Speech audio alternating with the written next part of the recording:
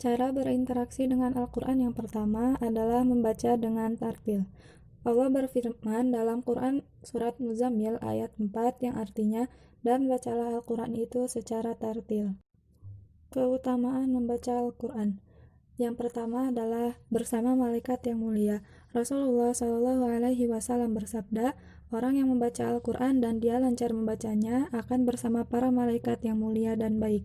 Dan orang yang membaca Al-Quran dengan terbata-bata, ia mendapatkan 2 pahala. Hadis riwayat muttafaq alaih. Yang kedua adalah mendapat banyak kebaikan. Rasulullah Shallallahu Alaihi Wasallam bersabda, barang siapa membaca 1 huruf dari kitabullah, baginya 1 kebaikan. 1 kebaikan akan dilipat gandakan 10. Aku tidak mengatakan alif lam mim itu 1 huruf, akan tetapi alif 1 huruf, lam 1 huruf, dan mim 1 huruf. Hadis riwayat Tirmizi. Yang ketiga, menjadi syafaat di hari akhir. Rasulullah Shallallahu Alaihi Wasallam bersabda, bacalah Al-Quran, sesungguhnya ia akan menjadi penolong pembacanya di hari kiamat. Hadis riwayat Muslim dari Abu Umamah. Yang kedua ada mendengarkan dan menyimak. Allah berfirman, dan apabila dibacakan Al-Quran, maka dengarkanlah baik-baik dan perhatikanlah dengan tenang agar kamu mendapat rahmat. Quran Surat Al-A'raf ayat 204. Rasul pun menyimak. Rasulullah Shallallahu Alaihi Wasallam berkata kepadaku, bacakanlah kepadaku Al-Quran. Ibnu Mas'ud berkata, aku katakan, wahai Rasulullah, apakah saya akan membacakannya kepadamu, sementara ia diturunkan kepadamu? Beliau menjawab, aku senang mendengarnya dari orang selain aku. Hadis riwayat Bukhari. Yang ketiga, ada memahami dan mempelajari. Allah mengancam orang yang tidak mau belajar dan memahami Al-Quran, sebagaimana Allah berfirman dalam Quran Surat Al-A'raf ayat 179. Dan sesungguhnya kami jadikan untuk isi neraka jahanam kebanyakan dari jin dan manusia.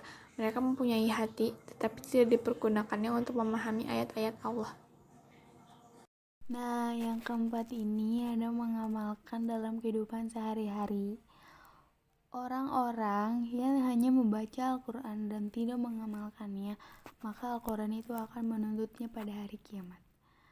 Rasulullah SAW bersabda, Al-Quran itu akan menjadikan hujah yang akan membelamu atau yang akan menuntutmu. Ancaman bagi orang yang tidak mengamalkan Al-Quran. Allah berfirman, wahai orang-orang yang beriman, kenapakah kamu mengatakan sesuatu yang tidak kamu kerjakan? Amat besar kebencian di sisi Allah bahwa kamu mengatakan apa-apa yang tidak kamu kerjakan. Quran Surat As-Saff ayat 2-3. Yang kelima adalah menghafalkannya. Keutamaan menghafal Al-Quran. Rasulullah bersabda, penghafal Al-Quran akan datang pada hari kiamat, dan Al-Quran berkata, wahai Tuhanku, bebaskanlah dia. Kemudian orang itu dipakaikan mahkota kehormatan. Al-Quran kembali meminta, wahai Tuhanku, ridhoilah dia, maka Allah meridhoinya. Dan dia perintahkan kepada orang itu, bacalah dan teruslah naik sederajat-derajat surga, dan Allah menambahkan dari setiap ayat yang dibacanya tambahan nikmat dan kebaikan. Hadis riwayat Tirmizi. Terakhir yang keenam adalah terus-menerus belajar, mengajarkan, dan mendakwakan Al-Quran.